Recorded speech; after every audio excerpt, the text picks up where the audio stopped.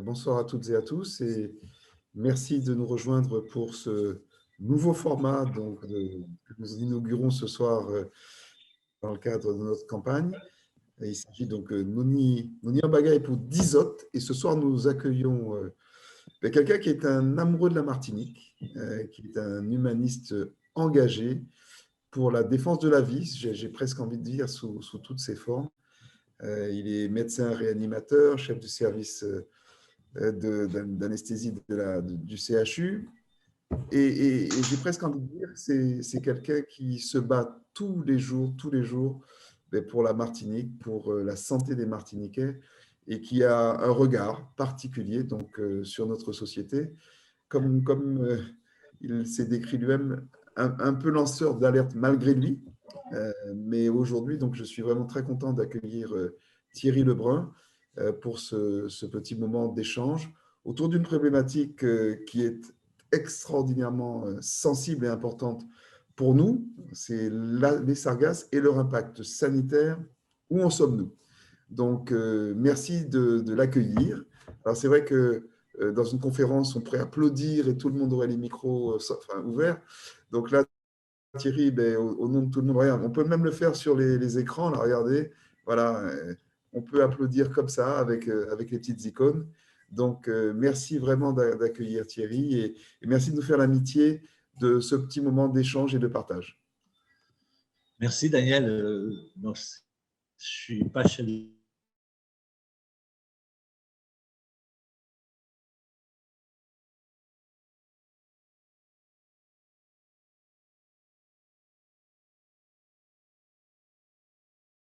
décédé. Donc, je vais faire un petit topo très rapide. Donc, je vais partager l'écran pour afficher mon diaporama.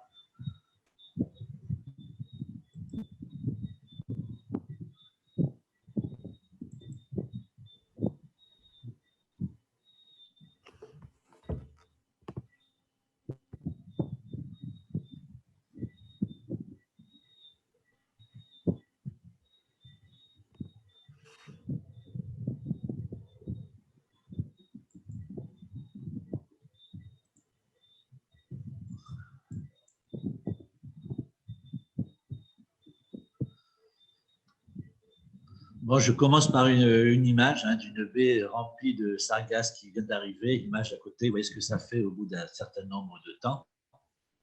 Je vais juste vous faire très brièvement un peu d'histoire. En 1492, Christophe Colomb avait déjà découvert des sargasses ici. Et nous, on est confrontés au problème depuis le premier arrivage en 2011. 2014-2015, c'est la première année où on a eu des très, très grosses arrivées. Là, tout le monde s'est un peu bougé. Il y a eu des saisies de détails qui ont été publiées avec le ministère du Travail, le ministère du Tourisme, le ministère de l'Écologie, le ministère du Sport, etc., où ils ont sorti plein de recommandations à mettre en place. Tous les sites avaient été recensés et tout ce qu'il fallait faire était déjà signifié dès 2015. En 2018, comme a dit Daniel, je suis un peu lanceur d'alerte parce que j'en ai marre de ce qui se passe chez moi et j'invite le préfet, enfin c'est anecdotique, mais là on a une arrivée 3-4 fois plus importante que 2014-2015 et rien n'avait été mis en place. 2019-2020, des arrivages un peu moins importants, donc on ne bouge pas. Et qu'est-ce qui se passe maintenant? Alors qu'est-ce que c'est que les sargasses? Très rapidement, ce sont des algues brunes. En Bretagne, ce sont des algues vertes. Elles sont pélagiques, ça veut dire qu'elles sont à la surface. Elles sont sténothermes, ça veut dire qu'elles sont sensibles aux variations de température. Elles sont sténoalines, ça veut dire qu'elles sont sensibles aux variations de concentration. Ceci est important parce qu'on constate que quand il pleut, on a l'impression qu'elle coule facilement. Donc, il y a peut-être une piste à rechercher pour voir si ce serait efficace de balancer de l'eau froide, etc. dessus. J'ai soumis cette idée, ça n'a pas encore été essayé, mais ça devrait le faire. Alors, les recommandations, suite à ça, le Haut Conseil de santé publique, en juillet 2018, a sorti pas mal de recommandations. Et les principales sont qu'il faut privilégier la collecte des algues en pleine mer avec un ramassage quotidien. Il faut utiliser, en cas d'obstacle physique, un ramassage rapide, c'est-à-dire dans les 48 heures, et stabiliser, c'est ce que j'ai dit tout à l'heure, avec de l'eau froide, où il y a d'autres produits comme le nitrate de calcium, il faut voir l'impact environnemental. Il faut poursuivre la mise en place d'un centre de crise pour coordonner 7 jours sur 7. Donc, en ce moment, on a beaucoup de sargasses. Renseignez-vous et voyez sur les plages où les sargasses s'échouent, si vous avez une équipe qui vient et qui ramasse les sargasses, etc. Développer une procédure de préalerte, notamment par les images satellites. Je vais vous en montrer un exemple tout à l'heure. Et diffuser des informations auprès des populations sur leur vulnérabilité et les niveaux de toxicité. Ce n'est pas fait, il faut que les gens ils aillent sur les sites de Madininer, de l'ARS, etc. Les personnes vulnérables, c'est qui? C'est les personnes qu'on connaît, hein, qu'on a tous. Moi, j'ai 2 petits-enfants qui ont 1 an et 1 mois. Donc, ça fait depuis la naissance du petit, je ne le vois pas. Donc, c'est nourrissons les enfants de moins de 5 ans, ce sont les femmes enceintes. Ce sont les personnes âgées de presque 65 ans, j'en suis pas loin, les sujets asthmatiques, ceux qui ont déjà des pathologies cardiovasculaires de type insuffisance cardiaque, ceux qui sont insuffisants respiratoires et insuffisants cardiaques, et aussi, ce n'est pas noté, mais on le sait, ceux qui ont des séquelles d'accident vasculaire cérébral, qui est une grande pathologie dans notre pays. Alors, vous allez voir que je parle beaucoup de prévention, tout est écrit. Comment on peut faire pour pas avoir de sargasses? Il faut aller à l'origine. L'origine, c'est la COP21, donc nous, on ne peut pas faire grand-chose. Hein. Mais face aux nitrates qui s'écoulent dans la mer, là, il y a un article qui vient de sortir, ils mettent des doutes, mais bon, on n'a pas trop les références. Face aux nitrates qui rentrent dans la mer, ça provoque des sargasses. En fait, c'est une réaction à l'attaque de l'homme. Et ça se constitue en radeau. Un radeau de sargasses, il faut savoir que ça peut aller jusqu'à 20 km de long sur 15 km de large. Ça peut aussi atteindre 20 mètres de profondeur. Généralement, c'est 7 mètres. Mais ce radeau, il est bien parce que tout autour est en train de se créer une nouvelle flore. Donc, ces radeaux, ils circulent, ils regarnissent notre mer, mais il ne faut pas qu'ils s'échouent. Il faut les détourner. Il y a des techniques avec des grands chalutiers, des grands filets. Bon, ça, ce n'est pas fait. Donc, pour les empêcher d'échouer, il faut soit les détourner dans un endroit où on peut les ramasser, faire des barrages. Mais derrière les barrages, il faut les ramasser ou les broyer selon certains critères. Il ne faut pas les laisser pourrir parce qu'on ne sait pas ce que ça fait sur la flore. Il faut vraiment faire quelque chose. Et après échouage, on a des 48 heures. Il faut les ramasser avant. Il faut les stocker selon des règles très strictes et voir si on peut les revaloriser. Là, vous voyez un barrage qui a été mis en place et qui n'est pas efficace parce que les algues passent. Donc, le barrage, ce n'est pas la solution à tout. Au niveau santé, les sargasses en décomposition, vous voyez, c'est noté qu'on contient au moins une dizaine de gaz. Les 2 très toxiques dont on parle, c'est l'hydrogène sulfuré et l'ammoniac. L'ammoniac, il est desséché quand il arrive, mais quand il commence à couler, il devient de l'ammoniac organique et il devient très toxique. Et maintenant, il est recommandé de doser systématiquement les 2. Parce qu'en fonction de la valeur de l'un ou de l'autre, de l'un ou de l'autre, de l'un ou de l'autre, de l'un et de l'autre, il y a des recommandations qui sont affichées sur Madininer et qu'il faut fortement respecter. Bon, il y a d'autres, arsenic, cadmium, plomb. Il y a un facteur de confusion qui est souvent qu'on a un brouillard de sable qui arrive sur notre petite île en même temps qu'il y a beaucoup de sargasses, sauf en ce moment. Il faut savoir aussi que quand il pleut, des dosages ont été faits sur les sargasses avant qu'elles arrivent, taux de chlordécone équivalent à 0.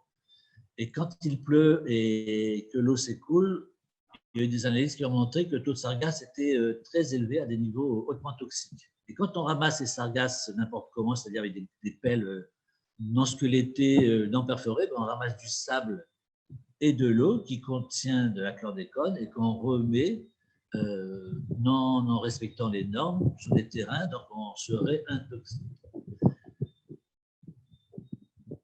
Donc, au niveau santé, qu'est-ce qu'on a fait? On a fait en 2018, on a monté une consultation au niveau de l'hôpital, le docteur d'abord Isière, qui est professeur et qui est chef de service toxico. On a repéré 160 patients, c'est des patients qui nous étaient envoyés un peu par les médecins traitants. Et on a fait une consultation et on a analysé un petit peu tout ça. Et là, vous voyez que, bon, c'est un tableau grossier, mais ce que je voulais vous montrer, c'est qu'on a analysé ceux qui étaient exposés à des sargasses depuis moins d'1 mois et ceux qui étaient exposés à plus d'1 mois. Et tous les signes qui sont les signes classiques d'exposition aux sargasses, la fatigabilité, enfin, vous pouvez les lire, troubles respiratoires, troubles neurologiques, ils augmentent tous, et certains même double ou triple. Et ça, c'est hautement significatif. Ça veut dire que plus la durée d'exposition se prolonge, plus les signes que l'on connaît se majorent. pourquoi je vous dis ça? Parce que le gros problème qu'on a actuellement, c'est qu'on ne sait pas ce que font H2S, NH3 séparés ou ensemble lors d'une exposition chronique à des faibles taux. Il y a une étude qui a été faite parce que l'ARS avait mis des médecins sentinelles qui repèrent les gens qui sont touchés par l'échouage des sargasses. Et eux, ils ont fait 8507 consultations, donc ça commence à parler. Et là, ils retrouvent les mêmes signes que nous. Vous voyez quand même des signes que les gens qui habitent dans des zones d'échouage, 76%, 3 quarts, 30%, 33%, 79%, 44%, 44%. C'est pas rien, c'est gênant. Et ça veut dire qu'il y a quelque chose qui se passe quand même. Donc, c'est pour ça que moi, je demande, et je me bats pour ça depuis 2018, qu'on applique le principe de précaution. L'image à côté, c'est anecdotique. Le principe de précaution, c'est un principe selon lequel l'absence de certitude, compte tenu des connaissances scientifiques et techniques du moment, ne doit pas retarder l'adoption de mesures effectives et proportionnées, visant à prévenir les risques dans le domaine de l'environnement, de la santé ou de l'alimentation, et j'aurais pu ajouter aussi de l'économie et du social. Alors, qu'est-ce qu'il y a eu en Martinique? En Martinique, on a été, il faut le savoir, les premiers lanceurs d'alerte au niveau mondial, grâce à une équipe, le comité scientifique, le professeur Neuvière et M. Rézière, et enfin toute une équipe. Ils ont fait une publication dans le Lancet qui était la littérature, la revue de force, de principe, la première. Et on a fait un éditorial. Et cet éditorial nous a fait connaître dans le monde. Et M. Rézière a souvent des contacts avec des gens du Mexique, des gens d'Asie, des gens des États-Unis, des pays de la Caraïbe, etc. Ensuite, on a fait aussi des publications dans des revues de toxicologie de haut niveau. Il y a aussi une thèse qui a été faite récemment par un interne sur une étude de la population exposée aux sargasses sur la pré-éclampsie. Cette étude est très intéressante, mérite d'être un peu peaufinée. C'est ce qu'il est en train de faire pour faire l'objet d'une publication qui sera très intéressante parce qu'il semblerait qu'il y ait aussi il y a des phénomènes qui se passent à partir de 34 et 35 et 36 semaines. Je ne l'ai pas, mais il y a aussi une étude d'ophtalmo par le professeur Merle qui a publié très vite deux cas de kératite liés aux sargasses. Et son grand regret, c'est d'avoir publié trop tôt parce qu'après, il a dû rencontrer au moins une dizaine, il m'a dit, etc.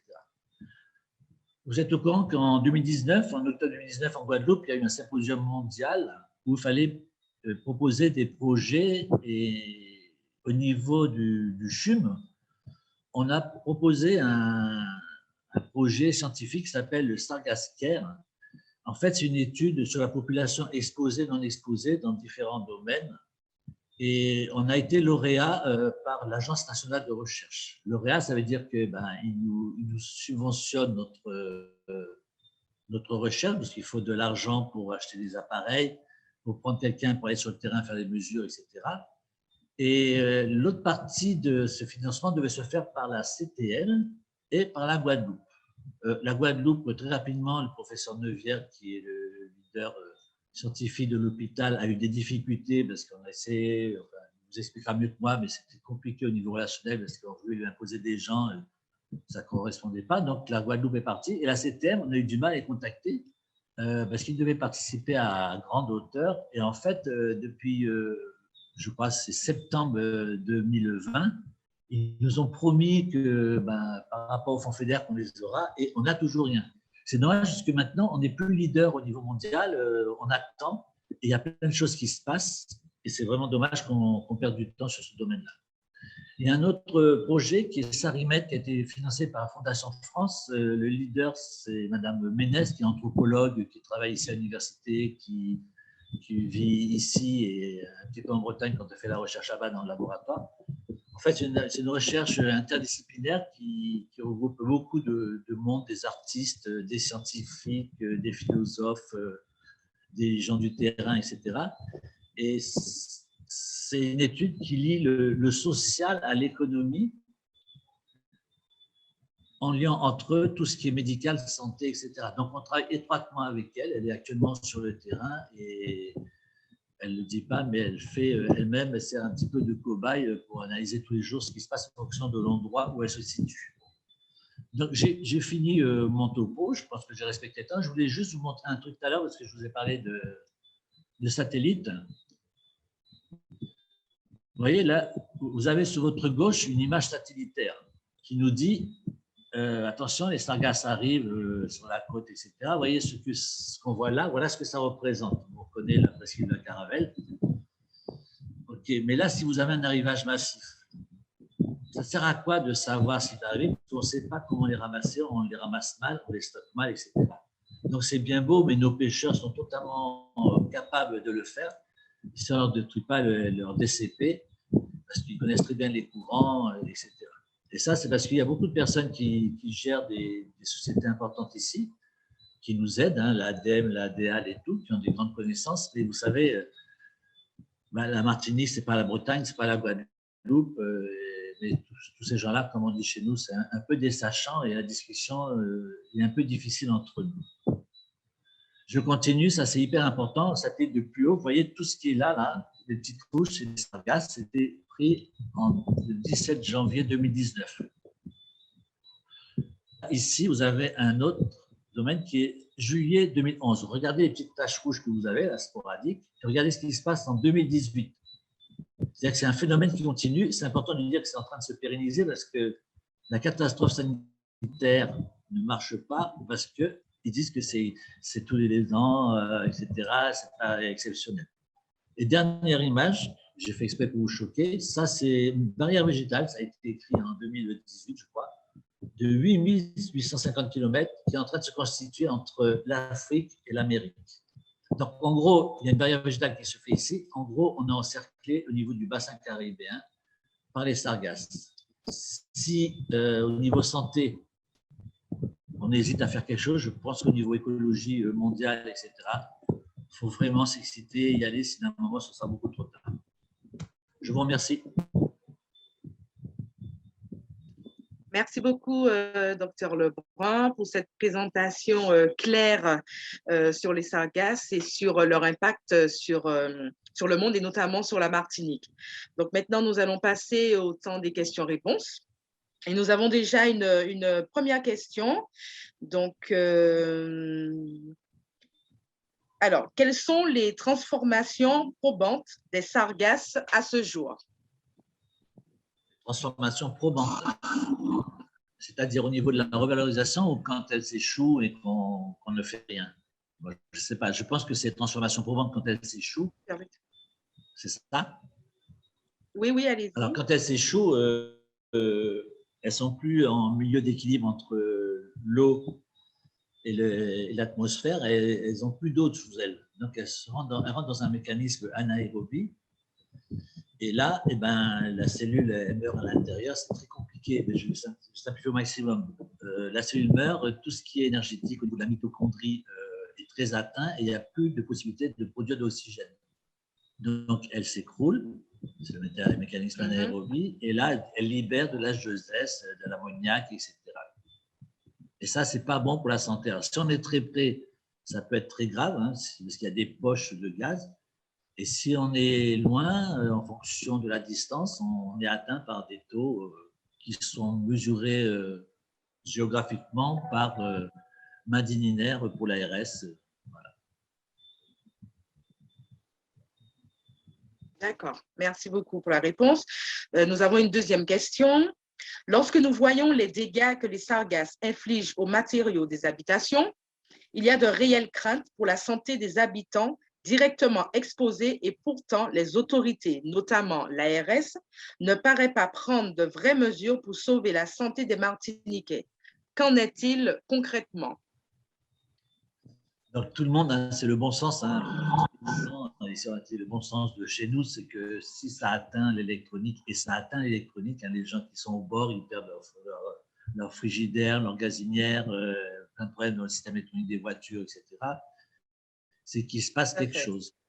Le problème qu'on a au niveau de la santé, c'est qu'il n'y a aucune étude qui montre ce que donne l'exposition chronique à H2S ou NH3. On sait ce qui se passe en exposition à taux très élevé. Ça peut être mortel, hein, c'est ce qui se passait en Bretagne. D'ailleurs, je fais une parenthèse là. En Bretagne, ce sont des algues vertes, donc ce n'est pas les mêmes que les nôtres. Elles sont plus toxiques que les nôtres. parce qu'elles libèrent beaucoup plus d'H2S, mais surtout, elles sont provoquées par les Bretons. Ils sont victimes de leur propre pollution. Tandis que nous, ici, ce n'est pas du tout la même chose. On est des victimes, on est attaqué par des gens autour de nous, quoi. Là-bas, ils sont responsables de la pollution, nous, on est des victimes. Je ferme la parenthèse. Donc, c'est vrai que le bon sens, ben oui, avec ça, qu'est-ce qu'il en est, mais il faut le prouver. Il faut le prouver. Et la seule manière de le prouver, ben, c'est par des études, mais ces études, il faut pouvoir les faire. Alors, l'ARS, elle a mis des capteurs un peu partout. Ce n'est pas évident à vraiment cibler les endroits, etc. Si vous allez sur le site de l'ARS, vous avez tous les renseignements dont on parle, à quel taux on est à tel endroit, etc. Il y a même un tableau qui dit quelles sont les choses qu'il faut faire. Mais ce que les gens ne savent pas, c'est qu'en Martinique, ceux qui habitent au bord de l'eau, vous en avez énormément, parce qu'on a été 3 semaines avec M. Rézière et M. Virassami, que je salue, de l'Association de protection nature et environnement. On a été voir la population très impactée. Ils n'ont plus de télé, ils n'ont plus d'ordinateur. Les personnes âgées, ils ont un portable très simple que vous connaissez. Et allez leur dire, ben, si vous avez ça, vous allez sur le site Madinaire, ils vont vous dire, voilà ce que vous avez à faire, vous avez à faire, vous avez à faire. C'est mon combat, ça. C'est-à-dire que je me bats avec les mairies, avec les pouvoirs publics pour qu'ils fassent un ressourcement de la population à risque dont je vous ai parlé tout à l'heure et qu'ils les informent, attention, il y a un taux élevé ici. Vous savez, le Martiniquais, il est très gentil, il est un peu fataliste. Quand tu vois les gens qui ramassent les sargasses, il va que le lendemain, il y en a autant, il dit, oh, le pauvre, etc. Il y a des choses à faire, il faut pouvoir les ramasser, il y a des règles, des recommandations, il faut les appliquer. Donc, au niveau santé, il y a quelque chose qui se passe, c'est sûr. Il faut le prouver et c'est ce qu'on veut faire, qu'on a du mal à faire. Tout à fait. Alors maintenant, on aura une question pour Daniel. Alors Daniel, est-ce que tu peux, pouvons-nous expliquer l'immobilisme politique autant à l'échelon local qu'international? Et associé à cette question, il y a, est-ce une raison de moyens ou solution? Je ne t'entends pas, Daniel. Allô, je ne sais pas, Daniel, tu as coupé ton… Désolé, je n'ai pas entendu. Est-ce une raison de moyens? C'est ça? Oui, de solution. OK. Tu veux que je reprenne la question ou ça va?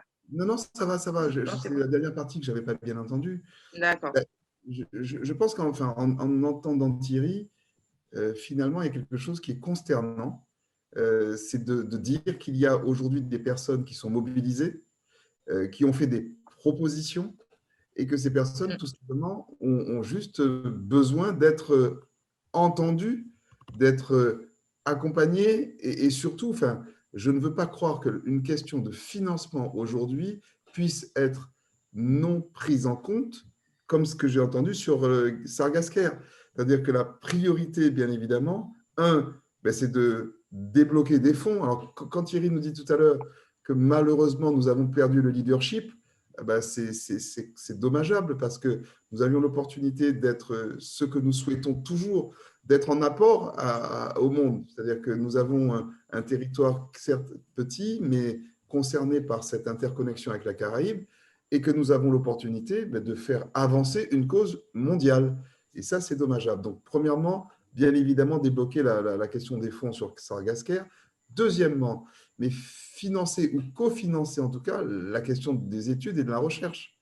C'est-à-dire qu'on ne peut pas aujourd'hui considérer que ce qui est en cours puisse être satisfaisant, alors que, encore une fois, il ne s'agit pas d'être seul, mais d'être peut-être en initiative et abondé dans des fonds qui pourraient être internationaux pour que nous soyons en capacité de savoir plus précisément de quoi nous parlons. Donc, moi, je pense que je fais toujours confiance aux spécialistes et nous avons donc vraiment le loisir de partager ce moment avec le docteur Lebrun. Donc, accompagnez-les dans leur combat, quoi. Il s'agit juste de ça. D'accord. Est-ce que je peux rajouter quelque chose? Bien sûr, docteur.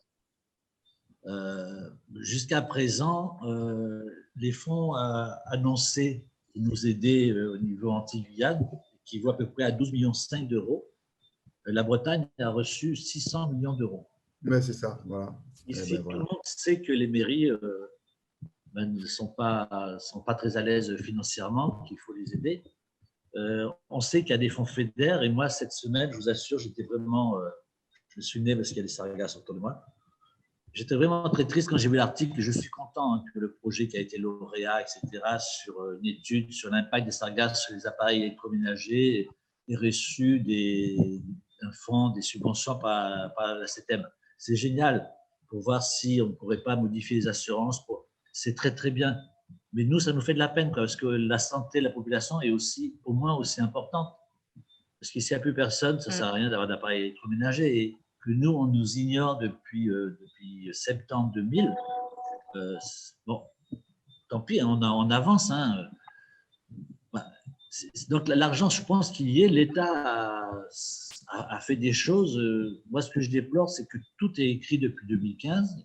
J'ai rencontré récemment les deux sous-préfets en visioconférence.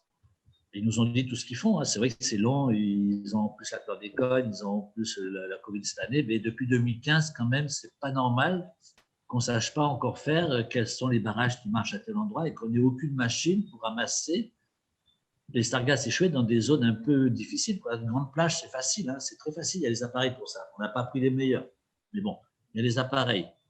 Mais ailleurs, il y a des petits appareils qu'il faudrait acheter, financer, etc. Et on ne le fait pas. Donc, vous avez des endroits où ça stagne. La baie du Trésor, après le gros arrivage 2018, si vous y avez été, les pas d'étuvier, vous n'aviez plus rien dessus. Les branches étaient lisses. Il n'y avait plus de mouille, il n'y avait plus d'huile, il n'y avait pas d'herbe, il n'y avait rien du tout. Et la baie du Trésor, c'est quand même la réserve de la vie en Martinique, quoi. Et ça, c'est grave. Et je suis surpris que les associations écologiques, à part l'apnée, ne se manifestent pas plus non plus là-dedans. Tout à fait. Alors, par rapport à ce que vous dites, justement, et compte tenu, quand on voit l'impact que les sargasses ont sur la santé, du coup, on peut se poser la question de pourquoi il n'y a pas suffisamment de fonds, justement, qui sont débloqués pour faire face à ce fléau. Parce que ce qui a fait bouger en Bretagne, c'est qu'il y a eu un cheval qui est mort et après, il y a eu un jogger qui est mort. Mais depuis longtemps, on savait qu'il y avait un problème parce qu'il y avait des chiens de chasse et puis des sangliers qu'on trouvait morts sur les plages régulièrement en Bretagne. Il y a quand même un transporteur de sargasses échouées qui les ramenait à une zone de stockage qui, au bout il n'a pas pu faire son 4e aller-retour parce qu'il est mort dans sa voiture. Peut-être que c'est ce qui va faire bouger en Martinique. Hein. C'est-à-dire que si vous avez des enfants qui jouent au ballon, puis il y en a un qui tape le ballon qui va sur les croûtes, là. Il dit, bon, on va aller là. Et puis il tombe dans un trou. Des fois, moi, j'en ai jusqu'au-dessus du genou. Un enfant de 10 ans, ça lui fait à peu près le nombril.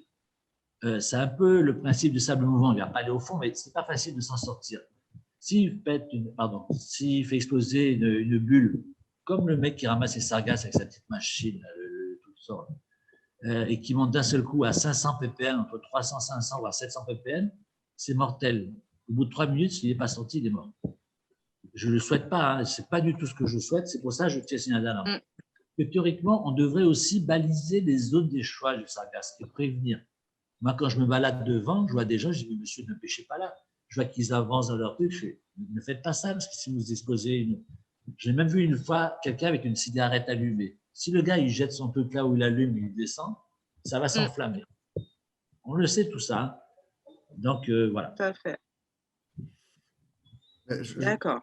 Alors, est-ce que… Oui, pardon. Pardon, allez-y. Oui, c'est Daniel. Juste en écho, c'est là que la question de la responsabilité du politique se pose. On ne peut pas attendre qu'il y ait un drame pour réagir à ceux que nous connaissons. Nous sommes informés.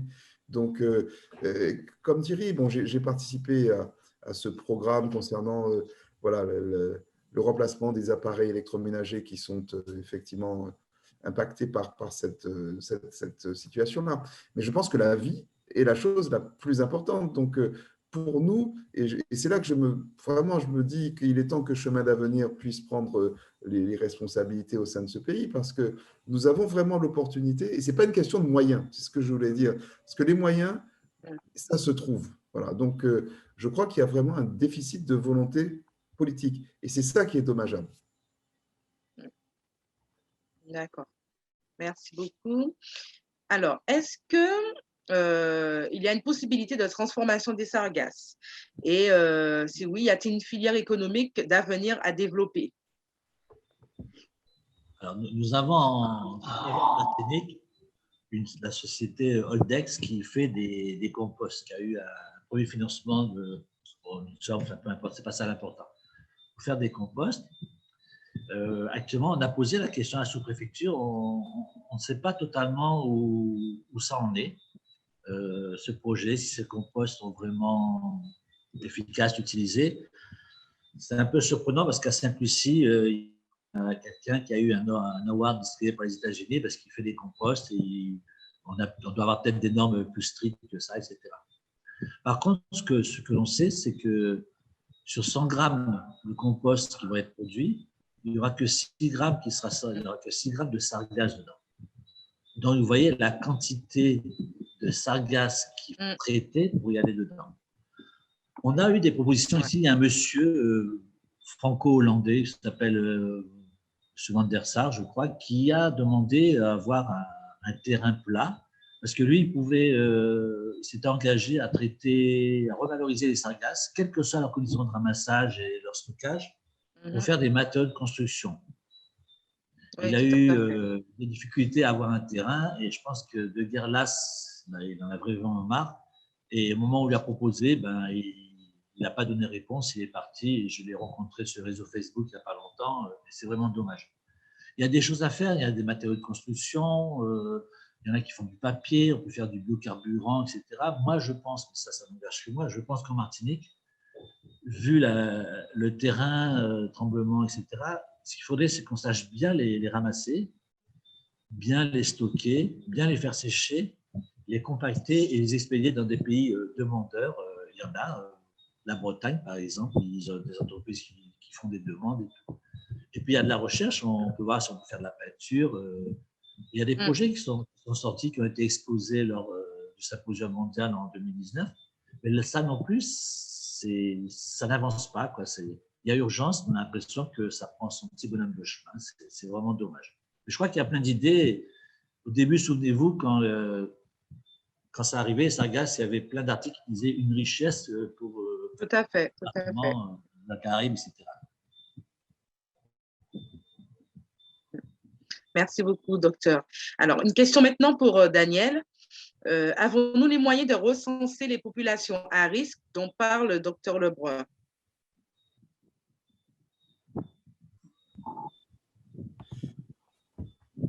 Alors, dans le principe, je ne vais pas pouvoir répondre précisément parce que je ne sais pas ce que cela recouvre aujourd'hui comme mobilisation de ressources humaines, de moyens.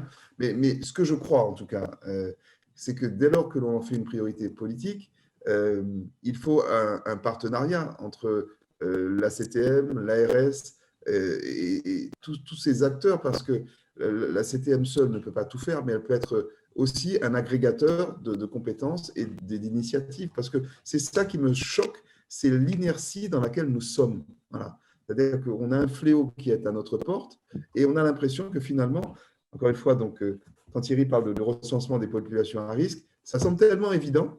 Et qu'est-ce qui fait que ce n'est pas fait, Thierry? C'est ça qui me pose, c'est la question que j'ai envie de te poser.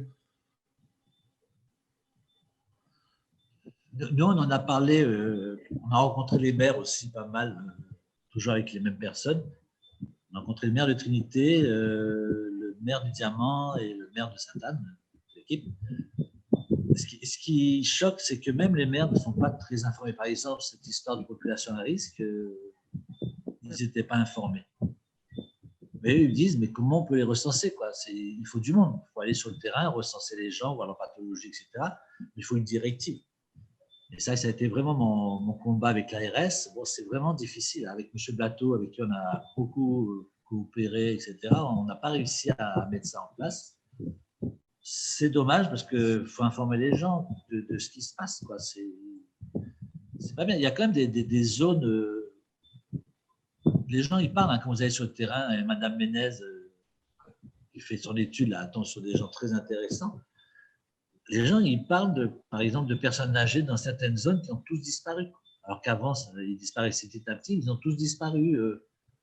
Il y a une zone de 200 mètres sur 15 mètres de large où, même pas 6 mois, il y a 6 personnes âgées qui sont décédées. Maintenant, il n'y en a plus qui vivent là parce que soit ils sont décédés, soit ils ont été récupérés dans des familles plus en aval des zones d'échouage. Mais tout le monde ne peut pas bouger d'endroit. Tout le monde ne peut pas bouger d'endroit. Quand vous avez des pics qui sont détectés par main linéaire, il n'est pas suffisant pour moi d'envoyer un bulletin à chaque mairie, que ce soit vu et qu'il y ait une équipe qui part sur le terrain informée. Déjà, vous n'avez aucun endroit où vous avez une équipe 7 jours sur 7 alors que c'est une haute recommandation. Ça devrait exister. Vous avez 2 associations ici qui travaillent et qui ramassent les sargasses avec des brouettes, etc., à condition qu'elles ne soient pas échouées plus longtemps. Franchement, ils font un travail remarquable. Je ne connais pas au niveau du sud, mais au niveau du nord, Cap-Nord, c'est l'association Caïd. Franchement, ils sont efficaces et ils étalent de manière vraiment comme c'est décrit et ça se passe très bien. Ça fait même du sable au bout d'un moment. C'est vraiment super, quoi. Mais pourquoi on ne développe pas ça? Il y a plein de gens qui ne travaillent pas. Pourquoi on ne fait pas faire ça avec le travail d'intérêt général? Il y a des idées.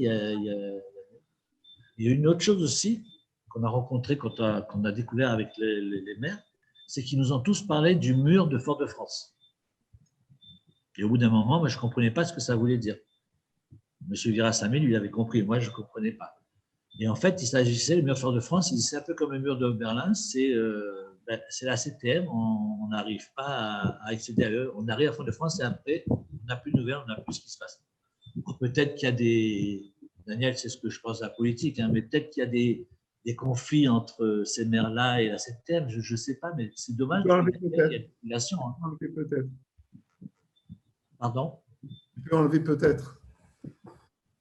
Il y a des conflits. Moi, je ne suis pas au courant de ça. Je sais, par contre, il y a des populations derrière qui ont besoin. C'est vrai que les mairies, ils ne peuvent pas… Il y en a qui disent oui, mais ils ont beaucoup de personnel. Moi, je ne rentre pas là-dedans. Je ne sais pas. Moi, ce que je voudrais, c'est que ce recensement soit fait et qu'on protège et qu'on fasse ce qu'il faut pour ramasser ces sargasses échouées. Je pense que c'est une évidence et c'est ça qui nous mine vraiment, c'est de voir que l'intérêt général de la Martinique n'est pas au premier plan. Voilà. Donc, c'est pour ça que je dis parfois il suffit d'une volonté de prendre le leadership pour que les choses bougent et ne pas seulement se remettre à des initiatives un peu isolées d'associations ou de personnalités qui sont désireuses de faire bouger les choses. Je pense que là, c'est une question de santé publique. Et ça nous concerne tous, et au premier chef, les politiques. C'est pas rien comme problème, excusez-moi, je parle beaucoup, mais ça concerne quand même entre 11 et 13 communes. Hein. C'est ça. Et ça concerne 11 et 13 communes, ça fait pratiquement 21 000 habitants. Ah, c'est sûr, par rapport à 360 000, c'est rien, ça fait 8%, mais c'est déjà 8%, quoi. Peut-être que c'est des côtes où il y a des gens riches, etc. Mais je pense que c'est une erreur. Il n'y a pas que des gens riches. D'ailleurs, les endroits qui sont plus aisés, ils se sont organisés eux-mêmes en créant des associations d'intérêt général. Et c'est très bien, ça marche bien et ça va beaucoup plus vite, quoi. Mais tout le monde ne peut pas faire ça.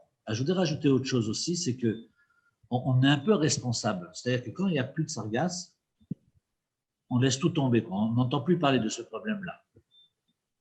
Et puis, puisque tout est écrit dans la littérature au niveau ministère, au niveau État, recommandations, etc., il suffit de faire 3 choses, c'est-à-dire de faire constater que les sargasses ne sont pas ramassées dans 48 heures par un huissier, on peut se mettre en groupe ou même constater par témoin.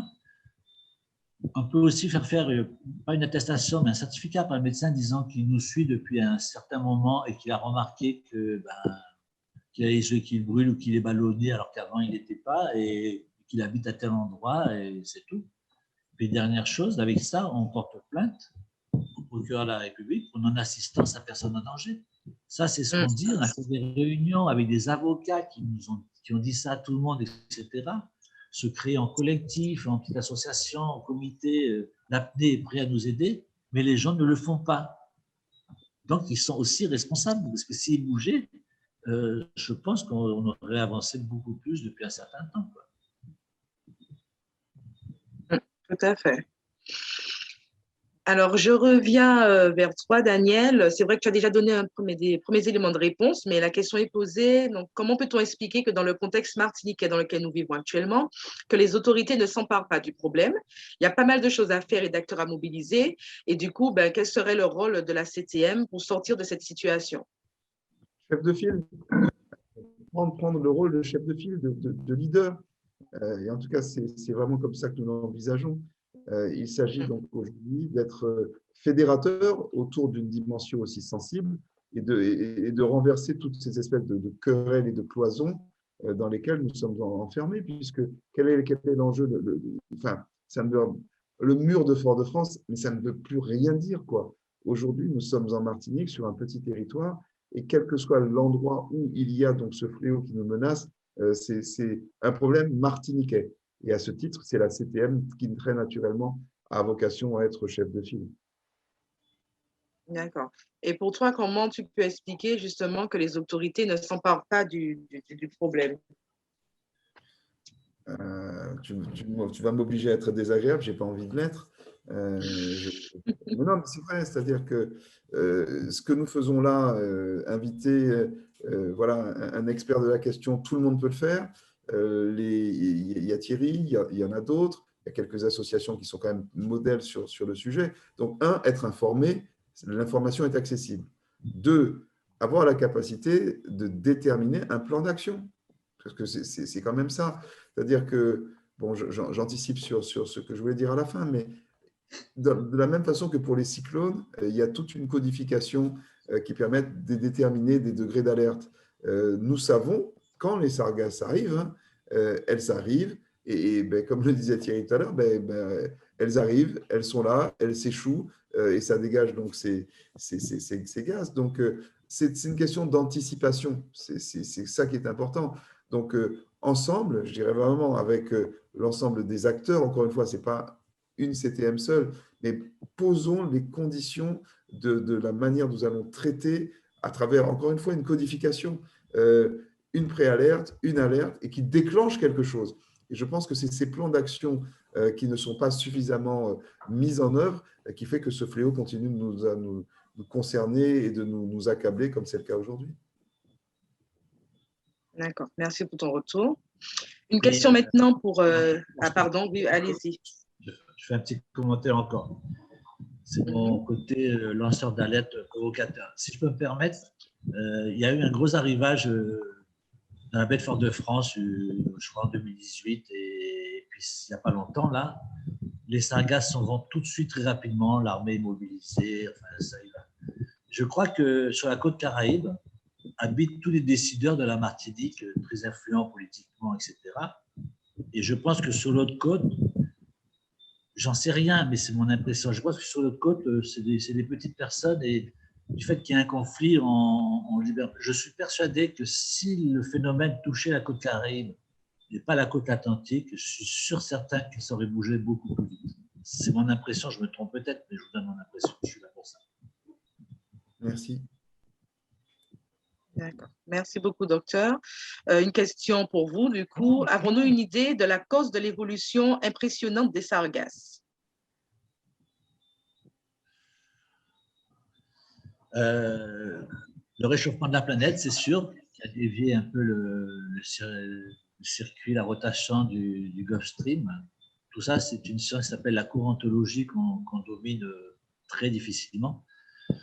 Beaucoup de gens parlent de l'abattement des arbres au niveau de la côte africaine, notamment au niveau du Gabon, etc., et de l'élevage intensif, la même chose au niveau du Brésil, Amazon. D'ailleurs, c'est de là que surgissent un peu les sargasses, cet affluent de nutriments qui se transforment en nitrates et qui sont propices au développement des algues, associés au sable, etc., qui viennent. C'est là que ça se crée. Et là, il y a un deuxième océan de sargasses qui est en train, franchement, de se constituer par rapport à l'autre qui est beaucoup plus dedans. Il y a eu des missions scientifiques qui sont parties, qui ont fait Est-Ouest, qui ont fait Sud-Nord, qui ont fait des prélèvements. Bon, c'est assez long à sortir tout ça. Mais il y a des études scientifiques qui vont nous donner, mais en attendant, il y a des appareils électroménagers. Il faut parler d'économie aussi. Vous avez plein d'entreprises qui ne peuvent plus travailler, qui ont fermé, des restaurants de bord de mer, etc. Vous Tout avez à des fait. écoles qui ont été évacuées. Vous avez des banques qui ont fermé quand même. Et ça, on l'oublie un peu trop. Et En là, la effet. Chambre de commerce avait fait en 2018 un appel pour toutes les entreprises signalent un petit peu leur déficit, ce qui se passe, parce qu'ils avaient des défauts. Mais ça a été tellement discret que je suis sûr qu'il n'y a pas beaucoup de gens qui en parlent. Et si vous avez un impact économique, vous avez forcément derrière un impact social. Vous savez que plus le niveau social est bas, plus au niveau santé, c'est difficile. Donc là, on est dans un système où tout Tout à fait. entre en synergie, mais il faut que les études le montrent. D'accord, merci. Alors, c'est vrai que dans votre présentation, vous en avez un peu parlé, mais y a-t-il des recherches en cours qui étudient les risques liés à l'exposition des sargasses?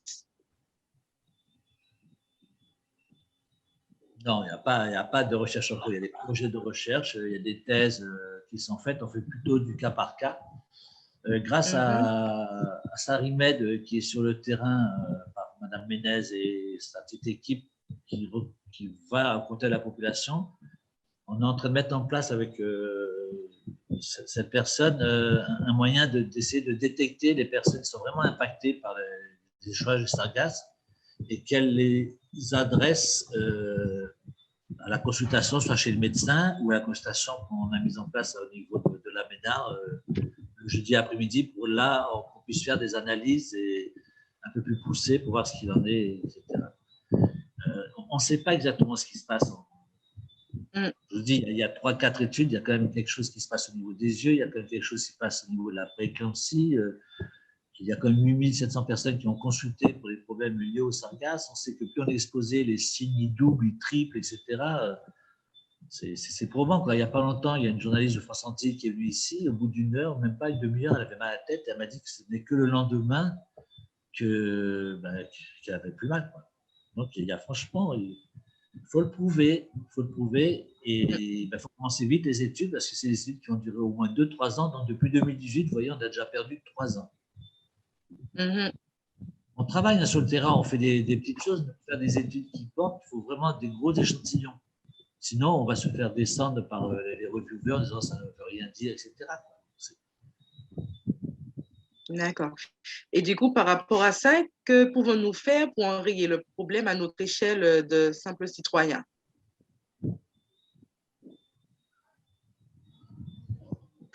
Si vous êtes dans des zones où il y a des échouages à petite quantité, vous pouvez ramasser les sargasses et les étendre sur une hauteur de moins de 10 cm et ça va aider, etc.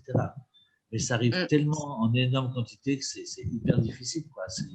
Et puis, s'il y a des échouages qui sont là depuis longtemps, c'est dangereux.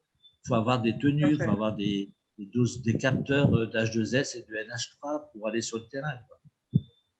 Il faut protéger aussi la population qui travaille. Moi, j'ai vu des gens qui sont dans des cabines de camions à l'air libre, qui ont une machine qui sonne, qui ne savent même pas pourquoi ça sonne, et qui sont exposés des heures et des heures comme ça. D'accord. Alors, nous avons… Oui, vas-y, Daniel. Excuse-moi. Non, vas-y. Non, si tu voulais rajouter quelque chose, vas-y. C'était pour signaler qu'il y a quelqu'un qui avait souhaité intervenir. D'accord. F. Ménez.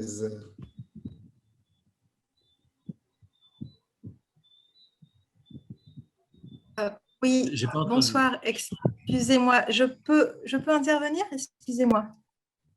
Bien sûr. Merci. Bonsoir. Alors, merci de me donner la parole. En fait, c'est justement le docteur Lebrun qui m'a conviée ce soir. Je voulais juste rajouter une phrase à propos de ce qu'a dit le docteur Lebrun, avec qui je travaille beaucoup justement sur les risques sanitaires. Donc moi, je ne suis pas médecin, mais par contre, je travaille justement sur la perception des risques sanitaires et tous les moyens toutes les stratégies qui sont employées par les riverains pour aller mieux malgré tout. Et donc, à savoir de consultation médicale ou à savoir une utilisation des remèdes rasiers ou un éloignement, etc., etc. Et donc, je collecte en fait des récits de vie, parce que je travaille en ethnographie, donc on enregistre les paroles des personnes qui seront rendues anonymes de manière à constituer un corpus suffisamment conséquent pour montrer justement toutes les manières de vivre le littoral avec ce problème des sargasses. Et ça vient en appui, comme le dit aussi le docteur Lebrun, de l'étude Sargacare. Et ça vient aussi en appui justement des consultations qui seront réalisées à nouveau au CHU concernant les affections dues aux sargasses. Voilà. Donc, si vous avez vous-même parmi votre entourage des personnes qui sont impactées dans leur santé, dans leur quotidien par les sargasses, vous pourrez demander par exemple au docteur Lebrun mon numéro de téléphone et je viendrai vous voir si vous le souhaitez. Enfin, je viendrai voir cette personne de manière à ce qu'elle me raconte en fait ce qu'elle vit exactement. Voilà, de manière à constituer un corpus assez important sur ces risques sanitaires pris sur le littoral. Voilà. Et juste pour dire, en fait, cette recherche-là, elle faisait partie de la recherche Sargacare. Et quand j'ai su qu'elle ne serait pas financée tout de suite par les fonds FEDER, par la CTM, j'ai repris ce work package avec l'autorisation du PI qui est Dr Neuvière, et je l'ai présenté à la Fondation de France. Donc, la Fondation de France, en fait, a considéré cet objet de recherche suffisamment important, cette description des parcours préventifs et curatifs des riverains en Martinique suffisamment important pour financer cette recherche. Voilà. Merci. Merci beaucoup pour votre intervention. Merci à vous. Alors, nous avons une autre question. Alors, il sera difficile de combattre ce fléau qui touche l'ensemble de la Caraïbe, seul dans son coin. Sur le plan régional, que pourrait-on imaginer? Alors, ne pourrait-on pas, imaginer de constituer un réseau d'acteurs? Comment appréhendez-vous les choses? Docteur Lebrun. Je vous remercie, c'est une question intéressante. Je ne sais pas quoi répondre. Je sais que M. Rizière, suite à sa publication dans le Lancet, a été très sollicité par beaucoup d'acteurs caribéens, Barbade, Saint-Lucie, la Dominique, Grenade et même République dominicaine, Haïti, tout ça. Il a été très sollicité. C'est sûr qu'on a une action tous ensemble à faire, mais quand vous voyez déjà entre nous, Martinique et Guadeloupe, comment c'est difficile de collaborer, je pense que ce sera plus facile avec les îles étrangères qu'entre nous. Mais il est évident que, c'est ma conviction, je ne sais pas, mais je pense que la Caraïbe risque de souffrir à long terme de ce fléau. Et je pense qu'il est urgent de faire une action internationale. Il y a des gens de l'ONU qui habitent en Floride qui ont été missionnés pour faire une étude de l'impact des sargasses sur le bassin caribéen, qui sont venus, qui ont rencontré Mme Ménès, qui ont rencontré M. Rizière, qui ont rencontré des gens à Guadeloupe, à Marie-Galante et des gens dans la Caraïbe, et qui sont en train de faire un film et qui vont traverser l'Atlantique là du nord au sud avec des scientifiques. Mais ça va durer 1 an et demi, 2 ans, et ils vont faire un film qui sera présenté à l'ONU pour sensibiliser l'ONU à ce problème et à savoir peut-être qu'il va y avoir quelque chose. Comme je disais en introduction, à l'origine des sargasses, nous, on ne peut pas intervenir, c'est la COP21. C'est l'État. Mais l'État, pour qu'ils interviennent, il faut qu'il soit, comme pour l'acteur des codes, il faut qu'il soit convaincu qu'il y a un réel problème. Et on a du mal à les convaincre. Souvenez-vous, le président qui était venu, le Premier ministre, et puis même le créateur d'Ushuaïa, il a démissionné après être venu ici. Il n'a pas supporté ce qui se passait, il est associé à d'autres choses, dans la foulée, il a démissionné. Il n'y a peut-être pas de relation de cause à effet, hein, j'en sais rien, mais c'était bizarre. D'accord, merci. Et du coup, alors docteur, que risque-t-on si nous sommes trop souvent exposés aux sargasses et combien de temps d'exposition pour avoir des séquelles? C'est ce que j'ai depuis le début. C'est ce qu'on voudrait, étudier dans nos différentes pistes de recherche. Moi, je pense que le petit échantillon de 180 consultations qui montre que ceux qui sont exposés moins d'1 mois et ceux qui sont exposés plus d'1 mois, alors ça a varié jusqu'à 2, 3, etc.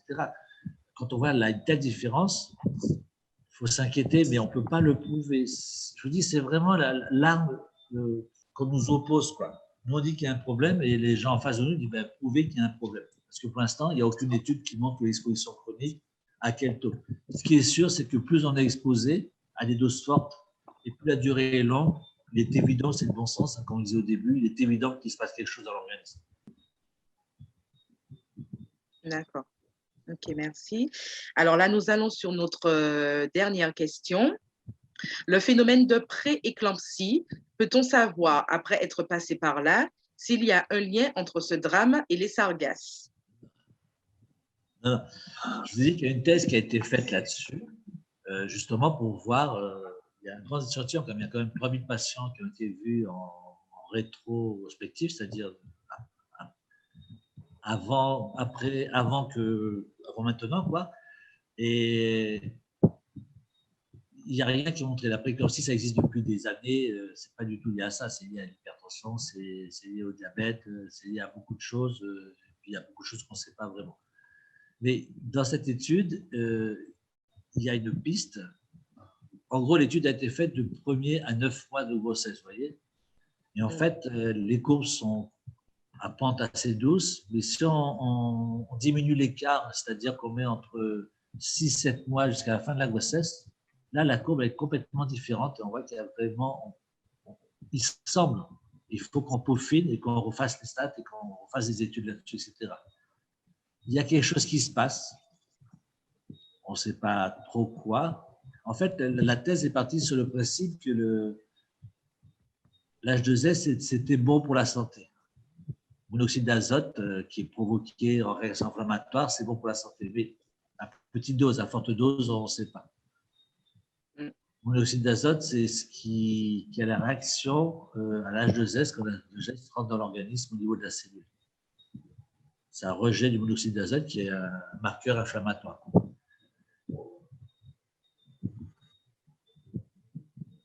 J'ai répondu, j'espère.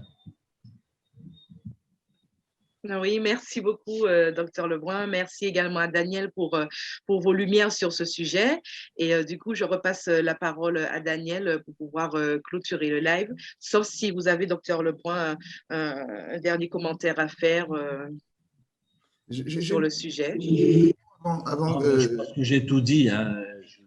J'ai tout dit. Je pense qu'il faut prendre le problème à corps, ne pas attendre trop d'années pour se retrouver dans une situation que l'on connaît, parce que tout est écrit, tout est marqué, tout est noté, toutes les recommandations. On a tous les arguments pour pouvoir faire des choses et avancer pour protéger nous-mêmes, notre population, notre écologie, notre économie et notre niveau social.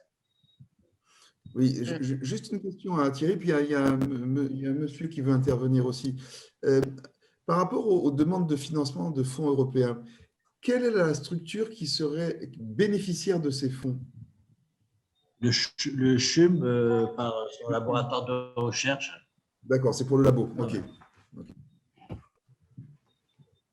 Il y a donc ce monsieur qui est là encore. Oui, monsieur. Alors, c'est P. Verrières. Donc, si vous voulez intervenir. Bonsoir, messieurs, dames. Est-ce que vous m'entendez là? Oui, bonsoir, on vous entend. Oui, bonsoir. Moi aussi, j'ai été convié à cette réunion par Monsieur Lebrun. Et je voudrais mettre une petite note un peu de positivité dans ces discussions. Nous, notre entreprise Publisystem, on est une entreprise française. On a gagné une consultation pour la commune du Robert qui a passé donc une commande, un marché, il y a plus de 2 ans pour des barrages anti-sargasses. On l'a gagné parce que ça fait 30 ans qu'on fait des fermes aquacoles, donc notre métier de faire tenir des filets dans des zones exposées, on avait déjà été réquisitionné par le CEDRE, qui est l'organisme français anti-pollution, quand le Prestige avait coulé et qu'il y avait une pollution sur le bassin d'Arcachon. Mais franchement, nous sommes arrivés ici, nous n'avions pas assez de connaissances des sites et on a, pendant 1 an et demi, décidé de travailler. on a été payé une partie, mais on fait un gros investissement avec ce travail. Et enfin, avec le concours de partenaires locaux, qui sont un aquaculteur du Carbet avec qui je travaille depuis plus de 25 ans.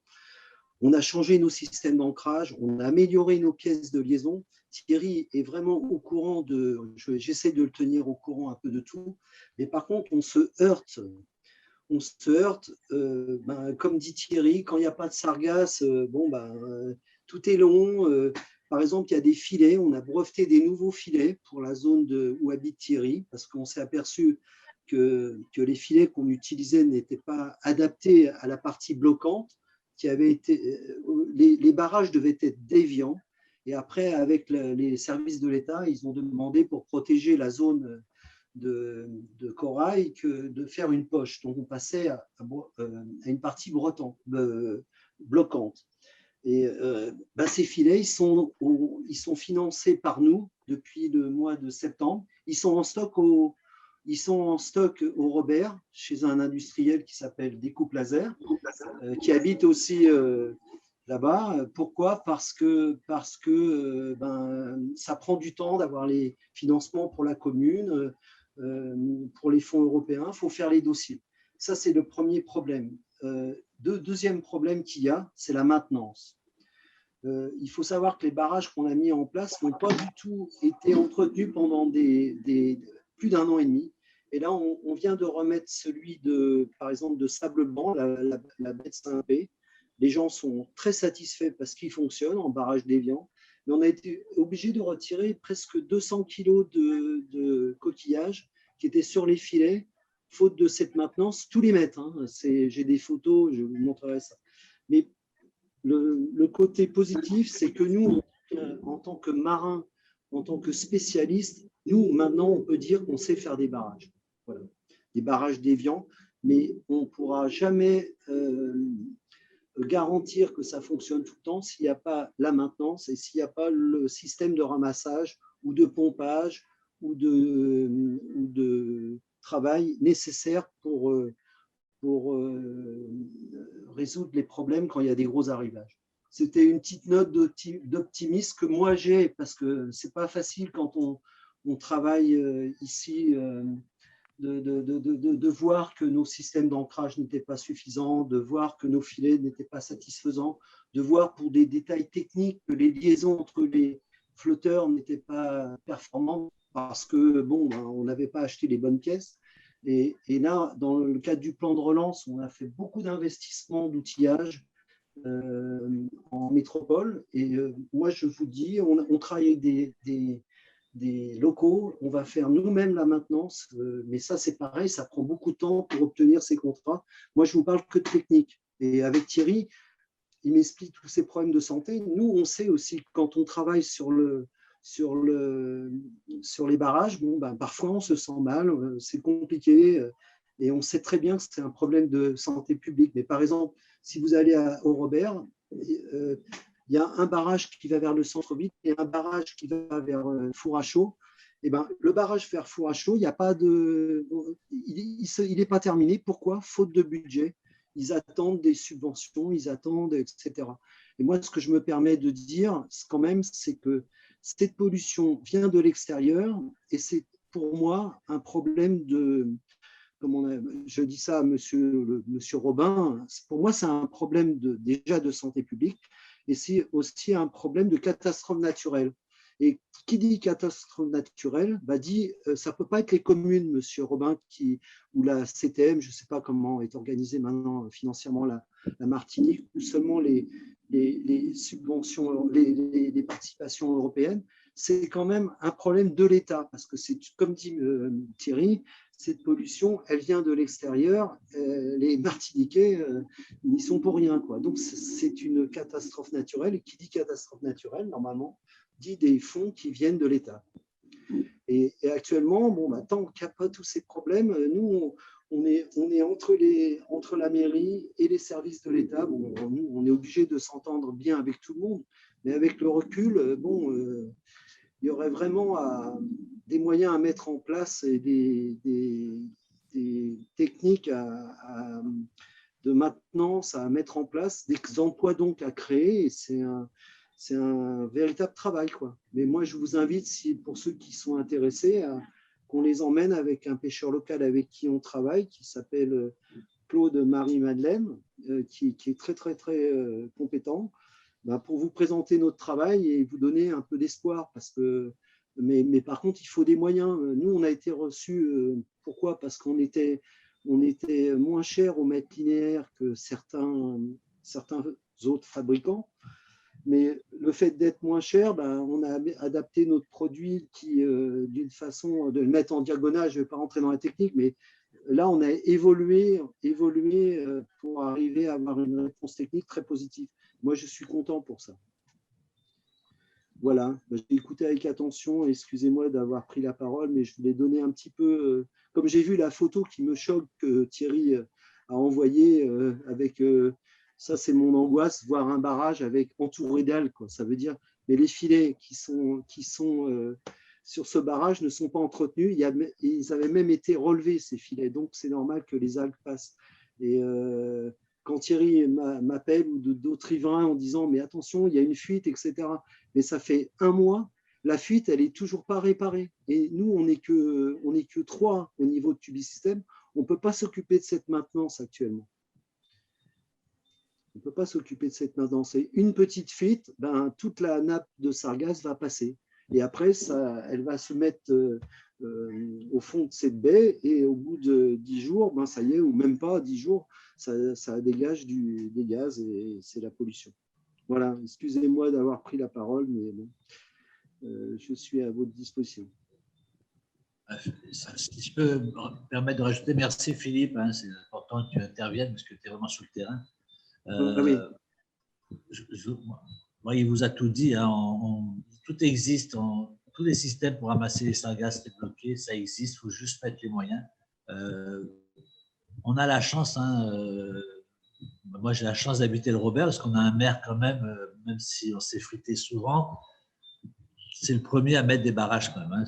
C'est le premier, donc c'est un peu expérimental, mais il faut dire qu'on n'a pas du tout été aidé au début par ceux qui auraient dû nous aider, quoi, les organismes d'État, l'ADEME qui finance l'ADEAL pour dire voilà ce qu'il faut faire, ce qu'il faut faire, ce qu'il faut faire. Ils sont intervenus après. Alors, c'est vrai qu'on ne les a pas sollicités, mais quand on voyait que ce projet de barrage a commencé en août ou septembre 2018 et qu'il a été enfin monté en 2020, vous vous rendez compte le temps qu'il a fallu pour faire ça? Donc, il n'y a pas d'urgence, ce n'est pas grave, il n'y a pas d'urgence, on peut attendre, parce qu'il y a d'autres communes qui ne sont pas atteintes. Voilà, donc la mairie du Robert, même si on s'est beaucoup frité avec le maire concernant, c'est le seul qui ont avancé. Ce n'est pas parfait, mais au moins on fait quelque chose. Et ce qui est fait là, ça peut servir aux autres communes et que l'État intervienne. Il y a un gars qui est venu en 2018, un commissaire européen, là, comme ils viennent souvent pour vérifier un peu. Quelqu'un lui a posé la question sur les sargasses. Alors lui, il a dit que les sargasses qui étaient en mer, ce n'était pas son problème. Par contre, une fois échoué, c'était considéré comme des déchets.